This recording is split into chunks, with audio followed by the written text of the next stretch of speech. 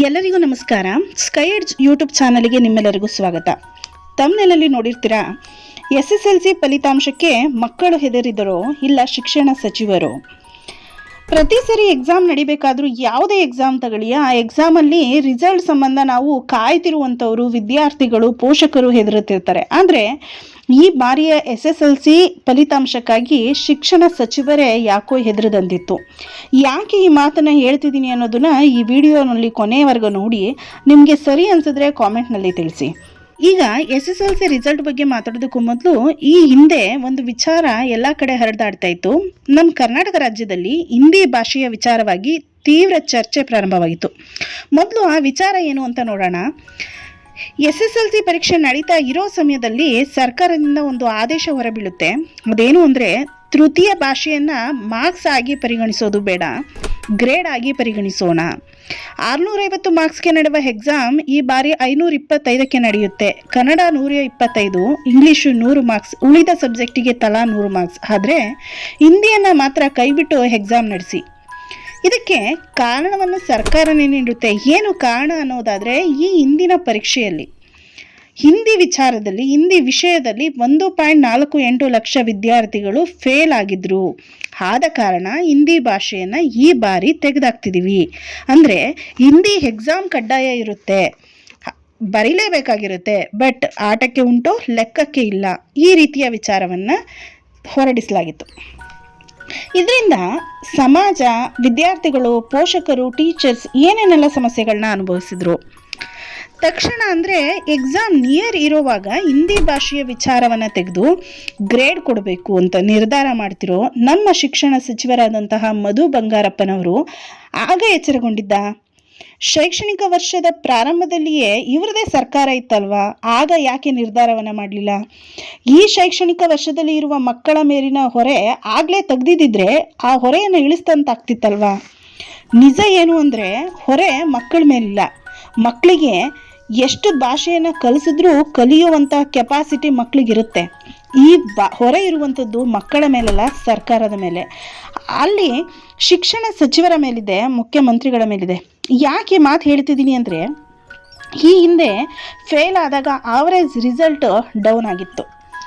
ಆದ ಕಾರಣ ಏನು ಮಾಡಿದ್ರು, ಮುಂದಿನ ವರ್ಷ ಇದೇ ರೀತಿ ಕಂಟಿನ್ಯೂ ಆದರೆ ವಿರೋಧ ಪಕ್ಷಗಳ ಬಾಯಿಗೆ ಇವರು ತುತ್ತಾಗ್ತಾರೆ ಅನ್ನುವಂಥದ್ದು ಇವ್ರಿಗೆ ಚೆನ್ನಾಗಿ ಗೊತ್ತಿತ್ತು. ಆದ ಕಾರಣ ಏನು ಮಾಡಿದ್ರು, ಹಿಂದಿ ಭಾಷೆಯನ್ನು ಕಟ್ ಮಾಡಿ. ಆದಷ್ಟು ಇವರ ಉದ್ದೇಶ ಏನಾಗಿತ್ತು, ಪಾಸ್ ಆಗಬೇಕು, ರಿಸಲ್ಟ್ ಚೆನ್ನಾಗಿ ಬಂದೈತೆ ಅಂತ ತೋರಿಸ್ಬೇಕು. ಮಕ್ಕಳ ಎಜುಕೇಷನ್ ಬಗ್ಗೆ ಅವರಿಗೆ ಯಾವುದೇ ನಂಬಿಕೆ ಇಲ್ಲ, ಯಾವುದೇ ಇಂಟ್ರೆಸ್ಟ್ ಇಲ್ಲ.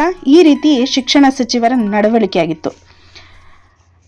ಒಂದು ವರ್ಷ ಆ ಮಗು ಹಿಂದೆ ಓದ್ಕೊಂಡು ಬಂದಿರ್ತಾನೆ, ಎಕ್ಸಾಮ್ ಟೈಮ್ಲಿ ಅದಕ್ಕೆ ವ್ಯಾಲ್ಯೂ ಇಲ್ಲ ಅಂದಾಗ ಆ ಮಗುವಿನ ಶ್ರಮಕ್ಕೆ ಬೆಲೆ ಏನು? ಒಂದು ಮಗುಗೆ ಹಿಂದಿ ಸಬ್ಜೆಕ್ಟು ತುಂಬ ಇಂಟ್ರೆಸ್ಟ್ ಆಗಿ ಓದಿರುತ್ತೆ, ಬೇರೆ ಸಬ್ಜೆಕ್ಟ್ ಬಗ್ಗೆ ಆ ಮಗುಗೆ ಇಷ್ಟ ಇರುತ್ತೆ, ಆದರೆ ಹಿಂದಿ ಅಷ್ಟು ಇಂಟ್ರೆಸ್ಟ್ ಇರೋಂಗಿಲ್ಲ. ಆ ಮಗು ಹಿಂದಿಯನ್ನು ನಂಬ್ಕೊಂಡು ಎಕ್ಸಾಮ್ನ ಬರೀತಿರ್ತದೆ. ಆ ಮಗುವಿಗೆ ಇವರು ಕೊಟ್ಟಂತಹ ಬೆಲೆ ಏನು? ಹಾಗೆ ಇನ್ನೊಂದು ವಿಚಾರ ಏನು ಅಂತಂದರೆ, ಮಾತೃಭಾಷೆಯಲ್ಲಿ ಕನ್ನಡದಲ್ಲೇ 19,000 ಮಕ್ಕಳು ಫೇಲ್ ಆಗಿರ್ತಾರೆ. ಇದಕ್ಕೆ ನಿಮ್ಮ ಉತ್ತರ ಏನು? ಕನ್ನಡ ಫೇಲ್ ಆದರು ಅಂದರೆ ಕನ್ನಡ ತೆಗೆದು ಬಿಡ್ತೀರಾ? ಈ ಸರಿಯ ರಿಸಲ್ಟನ್ನು ನೋಡೋದಾದರೆ, ಇಂಗ್ಲೀಷ್ ಭಾಷೆಯಲ್ಲಿ 98.53, ಹಿಂದಿ ಭಾಷೆಯಲ್ಲಿ 98.36, ಕನ್ನಡದಲ್ಲಿ 97.36, ಸೈನ್ಸಲ್ಲಿ 96.99, ಮ್ಯಾಥ್ಸಲ್ಲಿ 96.04, ಸೋಷಿಯಲ್ ಸೈನ್ಸಲ್ಲಿ 94.95. ಈ ಮಟ್ಟಿಗಿನ ಪರ್ಸೆಂಟ್ನಲ್ಲಿ ರಿಸಲ್ಟ್ ಅನೌನ್ಸ್ ಆಗಿದೆ. ಈ ವರ್ಷ ಸಮಾಜ ವಿಜ್ಞಾನದಲ್ಲಿ ಶೇಕಡಾವಾರು ಮಕ್ಕಳು ಕಡಿಮೆ ಮಾರ್ಕ್ಸನ್ನು ತಗೊಂಡು ಫೇಲ್ ಆಗಿದ್ದಾರೆ. ಹಾಗಾದರೆ ಈ ಹಿಂದಿನ ವರ್ಷ ಹಿಂದಿನ ತೆಗೆದಾಕಬೇಕು ಅಂತ ಹೇಳಿದ್ದಂತಹ ಸರ್ಕಾರ, ಯಾಕಂದರೆ ಕೊಟ್ಟ ರೀಸನ್ ಏನಾಗಿತ್ತು, ಹಿಂದಿನಲ್ಲಿ ಫೇಲ್ ಆಗಿದ್ರು. ಸೊ ಹಾಗಾಗಿ ಹಿಂದಿ ಭಾಷೆಯನ್ನು ನಾವು ತೆಗೆದಾಕ್ತಿದ್ದೀವಿ, ಮಕ್ಕಳಿಗೆ ಹೊರೆ ಆಗ್ತಾ ಇದೆ. ಈಗ ಸೋಷಿಯಲ್ ಸೈನ್ಸಲ್ಲಿ ಮಕ್ಕಳು ಫೇಲ್ ಆಗಿದ್ದಾರೆ. ಈಗ ನೆಕ್ಸ್ಟ್ ವರ್ಷ ಎಕ್ಸಾಮ್ ನಿಯರ್ ಬರಬೇಕಾದ್ರೆ ಸೋಷಿಯಲ್ನು ತೆಗೆದಾಕ್ಬಿಡ್ತೀರಾ? ಹೀಗೆ ಪ್ರತಿ ವರ್ಷ ಒಂದು ವಿಷಯದಲ್ಲಿ ಪರ್ಸೆಂಟೇಜ್ ಕಡಿಮೆ ಬಂತು ಅಥವಾ ಫೇಲ್ ಆದವರ ಪ್ರಮಾಣ ಹೆಚ್ಚಾಯಿತು ಅಂದಾಗ ಆ ಸಬ್ಜೆಕ್ಟನ್ನು ನೀವು ಮಕ್ಕಳ ಎಜುಕೇಷನಿಂದ ತೆಗೆದಾಕ್ತೀರಾ ಅನ್ನುವಂಥದ್ದಾದರೆ ನಿಮ್ಮ ಎಜುಕೇಷನ್ನ ಪ್ರಮಾಣ ಯಾವ ಮಟ್ಟದಲ್ಲಿದೆ ಅನ್ನುವಂಥದ್ದು ನೀವೇ ನೋಡ್ಕೋಬೇಕಾಗಿರುತ್ತೆ. ಪ್ರತಿ ವರ್ಷ ಯಾವುದೋ ಒಂದು ಸಬ್ಜೆಕ್ಟಲ್ಲಿ ಮಕ್ಕಳ ಪ್ರಮಾಣವಾರು ಕಡಿಮೆ ಬರುತ್ತದೆ, ಹಂಗಂತ ಆ ಸಬ್ಜೆಕ್ಟ್ನ ತೆಗೆದಾಕ್ಬಿಡ್ತೀರಾ?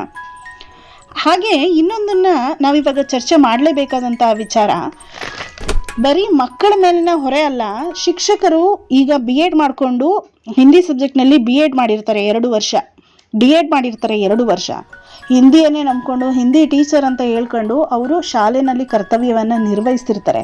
ಅವರ ಮುಂದಿನ ಭವಿಷ್ಯ ಏನು? ಆ 2 ವರ್ಷದ ಬಿ ಎಡಿಗೆ ಪ್ರಯೋಜನ ಏನು? ಆ 2 ವರ್ಷ ವೇಸ್ಟು. ಮತ್ತು ಮುಂದೆ ಅವ್ರು ಏನು ಮಾಡಬೇಕು? ಟೀಚರ್ಸ್ಗಳ ಪರಿಸ್ಥಿತಿ ಏನು? ಪ್ರೈವೇಟ್ ಸ್ಕೂಲ್ಗಳಲ್ಲಿ ಹಿಂದಿ ಟೀಚರ್ಸ್ಗಳನ್ನ ಅಪಾಯಿಂಟ್ ಮಾಡ್ಕೊತಾರ. ಪ್ರೈವೇಟ್ ಸ್ಕೂಲ್ಗಳಲ್ಲಿ ಹಿಂದಿ ಟೀಚರ್ಸ್ಗಳ ಪರಿಸ್ಥಿತಿ ಏನಾಗ್ಬೋದು? ಹಾಗೆ ಇನ್ನು ಗೌರ್ನಮೆಂಟ್ ಸ್ಕೂಲು ಟೀಚರ್ಸ್ಗಳಿಗೆ ಬಂದರೆ ಇವ್ರ ನೋಟಿಫಿಕೇಷನಲ್ಲಿ ಇವತ್ತಿಗೂ ಪಿ ಟಿ ಟೀಚರ್ಸ್ನ ನೋಟಿಫಿಕೇಷನ್ ಕಾಲ್ಫರ್ ಆಗಲ್ಲ, ಡ್ರಾಯಿಂಗ್ ಟೀಚರ್ಸ್ ಇಲ್ಲ, ಮ್ಯೂಸಿಕ್ ಟೀಚರ್ಸ್ ಇಲ್ಲ. ಈಗ ಹಿಂದಿ ಭಾಷೆಯಲ್ಲಿ ನೀವು ಗ್ರೇಡ್ ಕೊಟ್ಟರೆ ನೆಕ್ಸ್ಟು ನೋಟಿಫಿಕೇಷನ್ ಆದಾಗ ನೀವು ಹಿಂದಿ ಟೀಚರ್ಸ್ನ ರೆಕ್ರೂಟ್ಮೆಂಟ್ ಮಾಡ್ಕೊತೀರಾ? ಇದನ್ನು ನಾವು ನಂಬೋದಾ? ಯಾಕಂದರೆ ಮಕ್ಕಳು ಕಡಿಮೆ ತೆಗೆದ್ರು ಅಂತ ಹೇಳಿ ಸಬ್ಜೆಕ್ಟ್ನ ತೆಗ್ದಾಕ್ತಿರೋ ನೀವು, ಆಟಕ್ಕುಂಟು ಲೆಕ್ಕಕ್ಕಿಲ್ಲ ಅಂತ ಒಂದು ಸಬ್ಜೆಕ್ಟ್ನ ನೀವು ನಿರ್ಧಾರ ಮಾಡಿದ್ಮೇಲೆ ಅದಕ್ಕೆ ಅಂತ ನೀವು ನೋಟಿಫಿಕೇಷನ್ ಮಾಡಿ ಸೆಲೆಕ್ಷನ್ ಮಾಡ್ಕೊತೀರಾ? ಟೀಚರ್ಸ್ಗಳ ಬಗ್ಗೆ ಮೊದಲು ಒಂದು ವಿಚಾರ ಇತ್ತು, ಬೆಲ್ಲೊಡಿ ಸಂಬಳ ತಗೋ ಅಂತ. ಆದರೆ ಈಗಿನ ಟೀಚರ್ಸ್ಗಳ ಪರಿಸ್ಥಿತಿ ಆಗಿನ ಮಟ್ಟದಲ್ಲಿ ಇಲ್ಲ. ಅವರು ಶಾಲೆಯ ಅವಧಿಯಲ್ಲಿ ಮಾತ್ರ ಟೀಚರ್ ಆಗಿ ಕೆಲಸ ಮಾಡ್ತಿಲ್ಲ, ಮನೆಯಲ್ಲೂ ಕೂಡ ಅವರು ಟೀಚರ್ ಆಗಿ ಶಾಲಾ ಕೆಲಸವನ್ನು ಮಾಡ್ತಿರುವಂತಹ ದಿನಗಳನ್ನ ನಾವಿವತ್ತು ನೋಡ್ಬೋದು. ಎಷ್ಟು ಅಸಡ್ಡೆಯಿಂದ ಕೆಲವು ಟೈಮಲ್ಲಿ ಟೀಚರ್ಸ್ಗಳ ಬಗ್ಗೆ ಮಾತಾಡ್ತಾರೆ ಅಂದರೆ, ಅವ್ರೇನು ಬಿಡ್ರಿ, ಇವತ್ತಿಗೂ ಟೀಚರ್ಸಿಗೆ ಪರ್ಟಿಕ್ಯುಲರ್ ಆಗಿ ಅವ್ರು ಏನು ಮಾಡ್ತಿದ್ದಾರೆ ಅನ್ನುವಂತಹ ಕ್ಲಾರಿಟಿ ಇಲ್ಲ. ನಾನು ಯಾಕೆ ಈ ಹೇಳ್ತಿದ್ದೀನಿ ಅಂತ ಅಂದರೆ, ಈ ವಿಚಾರ ನಿಮ್ಗೆ ಸರಿ ಅನಿಸಿದ್ರೆ ಈ ಚಾನೆಲ್ನ ಲೈಕ್ ಆ್ಯಂಡ್ ಶೇರ್ ಸಬ್ಸ್ಕ್ರೈಬ್ ಮಾಡಿ. 10 ವರ್ಷಕ್ಕೆ ನಡೆಯುವಂಥ ಜನಗಣತಿಗೆ ನಮ್ಮ ಟೀಚರ್ಸ್ ಮನೆ ಮನೆಗೂ ಹೋಗಿ ಬಿಸಿಲಲ್ಲಿ ಜನಗಣತಿಯನ್ನು ಮಾಡಬೇಕು, ಜಾತಿ ಗಣತಿಯನ್ನು ಮಾಡಬೇಕು, ಆಗಾಗ ನಡೆಯೋ ಎಲೆಕ್ಷನ್ ಡ್ಯೂಟಿ ಕೂಡ ಮಾಡಬೇಕು, ಶಾಲೆಗೆ ತರಕಾರಿನ ತರಬೇಕು. ಇಷ್ಟೆಲ್ಲ ಕೆಲಸ ಮಾಡಿನೂ ಕೂಡ ಈಗ ರೀಸೆಂಟಾಗಿ ವೇಕಪ್ ಕಾಲ್ ಅನ್ನುವಂತಹ ಒಂದು ಹೆಸರಲ್ಲಿ ಮಾರ್ನಿಂಗ್ ಮಕ್ಕಳು ಎದ್ದಿದಾರ ಓದ್ತಿದಾರ ಅಂತ ಹೇಳಿ ಮುಖ್ಯ ಶಿಕ್ಷಕರು ಪೇರೆಂಟ್ಸ್ಗಳಿಗೆ ಅಥವಾ ಮಕ್ಕಳಿಗೆ ಕಾಲ್ ಮಾಡಿ ಎಚ್ಚರಿಸುವಂತಹ ಕೆಲಸವನ್ನು ಕೂಡ ಮಾಡಬೇಕು.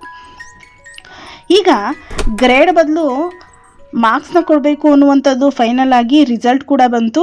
ಸೋಷಿಯಲಲ್ಲಿ ಮಕ್ಕಳು ಕಡಿಮೆಯನ್ನು ತಗೊಂಡಿದ್ದಾರೆ. ಬರೋ ವರ್ಷ ಮಾತಿಗೆ ತಕ್ಕಂತೆ ಸೋಷಿಯಲ್ ಟೀಚರ್ಸ್ನ ತೆಗಿತಾರಾ ಅಥವಾ ಸೋಷಿಯಲ್ ಸಬ್ಜೆಕ್ಟ್ನ ತೆಗಿತಾರಾ, ಮುಂದೆ ಕಾದು ನೋಡಬೇಕಾಗಿದೆ.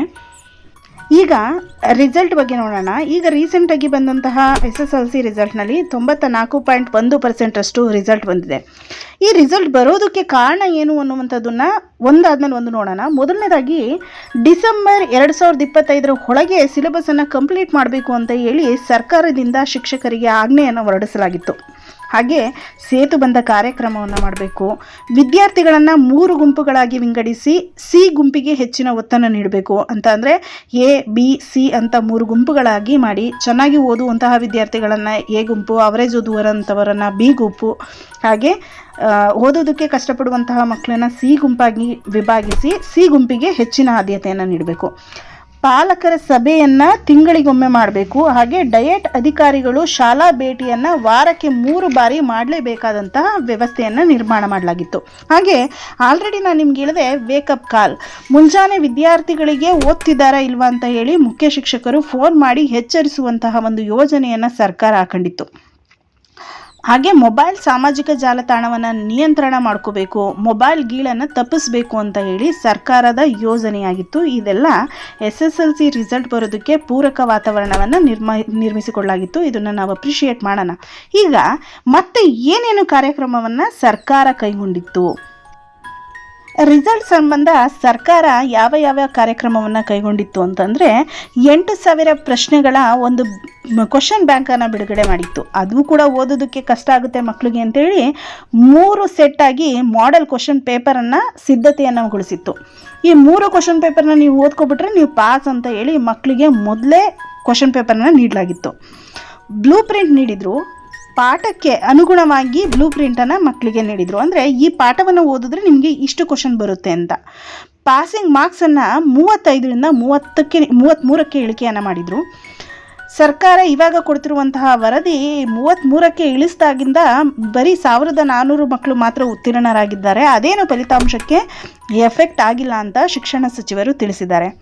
ಈಗ ನಾವು ಈ ಮಟ್ಟಿಗಿನ ಫಲಿತಾಂಶ ಬರೋದಕ್ಕೆ ಶಿಕ್ಷಣ ಸಚಿವರಿಂದ ಹಿಡಿದು ಮುಖ್ಯೋಪಾಧ್ಯಾಯರವರೆಗೆ ಏನೇನು ಹರಸಾಹಸ ಪಟ್ಟರು ಅಂತ ನೋಡಿದ್ದೀವಿ. ಇಂಟರ್ನಲ್ ಮಾರ್ಕ್ಸು ಪ್ರತಿ ವಿದ್ಯಾರ್ಥಿಗೆ 20 ಮಾರ್ಕ್ಸ್ ಇರುತ್ತೆ. ಎಲ್ಲ ಶಾಲೆಗಳಲ್ಲೂ 20 ಮಾರ್ಕ್ಸ್ ಕೊಡ್ತಾರೆ, ಇಲ್ಲಾಂದರೆ 18, 19 ಕೊಡ್ತಾರೆ. ರಿಟರ್ನ್ ಎಕ್ಸಾಮು 80 ಅಂಕಗಳಿಗೆ ಇರುತ್ತೆ. 20 ಮಾರ್ಕ್ಸ್ ಪಡ್ಕೊಂಡಂತಹ ಮಗು ರಿಟರ್ನಲ್ಲಿ 13 ಮಾರ್ಕ್ಸ್ ತಗೋತು ಅಂತಂದರೆ ಅವನು ಪಾಸ್. 80 ಮಾರ್ಕ್ಸಿಗೆ 13 ಮಾರ್ಕ್ಸ್ ತೊಗೊಂಡ್ರೆ, ಇನ್ ಕೇಸ್ ಆ ಮಗುಗೆ 15 ಮಾರ್ಕ್ಸನ್ನು ಇಂಟರ್ನಲ್ ಆಗಿ ಕೊಟ್ಟರೆ ಆ ಮಗು 18 ಮಾರ್ಕ್ಸ್ ತೆಗೆದ್ರೆ ಪಾಸ್. ಇದು ನಮ್ಮ ಶಿಕ್ಷಣದ ವ್ಯವಸ್ಥೆ. ಶಿಕ್ಷಣ ಸಚಿವರ ಒತ್ತಡ ಎಲ್ಲಿವರೆಗೆ ಇತ್ತು ಅಂತಂದರೆ ರಿಸಲ್ಟ್ನ ತೋರಿಸ್ಬಿಡ್ಬೇಕು ಅನ್ನುವಂಥದ್ದೇ ಇತ್ತೇ ಹೊರತು ಹಿಂದಿ ಸಬ್ಜೆಕ್ಟ್ನ ತೆಗೆದು ಆದರೂ ಸರಿ ಅಥವಾ ಯಾವುದೋ ಒಂದು ಸಬ್ಜೆಕ್ಟ್ನ ತೆಗೆದಾದರೂ ಸರಿ ಒಟ್ಟಿನಲ್ಲಿ ರಿಸಲ್ಟ್ ಚೆನ್ನಾಗಿ ಬರಬೇಕು, ಫಲಿತಾಂಶ ಚೆನ್ನಾಗಿ ಬರಬೇಕು ಅಂತ ಇತ್ತೇ ಹೊರತು ಮಕ್ಕಳಿಗೆ ಏನು ಮಾರಾಲಿಟಿನ ನೀವು ಕಟ್ಕೊಡ್ರಿ. ಇವತ್ತಿಗೂ ಆ ಕ್ವಶನ್ ಬ್ಯಾಂಕ್ಸ್ನ ಕೊಟ್ಟಿದ್ರಿ, ಇದೇ ಕ್ವಶನ್ನ ಓದಿದ್ರೆ ಪಾಸ್ ಆಗ್ತೀರಾ ಅಂತ ಹೇಳಿದ್ರು. ಬಟ್ ಬುಕ್ಸ್ನ ಪಠ್ಯ ಪುಸ್ತಕ ಯಾಕೆ ಕೊಡಬೇಕಿತ್ತು? ಸ್ಟಾರ್ಟಿಂಗಿಂದನೇ ಅವರಿಗೆ ಯಾವ ಮಟ್ಟಿಗೆ ಟೆಸ್ಟ್ ಎಕ್ಸಾಮಿಗೆ ಬರ್ತಿರ್ತವೆ ಕ್ವಶನ್ಸು ಅದನ್ನೇ ಕೊಟ್ಟು ಮಕ್ಳಿಗೆ ಸ್ಟಾರ್ಟಿಂಗಿಂದ ಓದಿಸ್ಬೋದಿತ್ತಲ್ವಾ? ಈ ಶಿಕ್ಷಣ ವ್ಯವಸ್ಥೆಗೆ ವಿದ್ಯಾರ್ಥಿಗಳು ಎದುರಿದ್ರ, ಶಿಕ್ಷಣ ಸಚಿವರು ಎದುರಿದ್ರ? ಇದನ್ನು ದಯವಿಟ್ಟು ಸರಿಯಾಗಿದ್ದರೆ ಕಾಮೆಂಟ್ ಮೂಲಕ ತಿಳಿಸಿ. ಇಷ್ಟೊತ್ತವರೆಗೆ ಈ ವಿಡಿಯೋ ನೋಡಿರೋದಕ್ಕೆ ಧನ್ಯವಾದಗಳು. Thank you.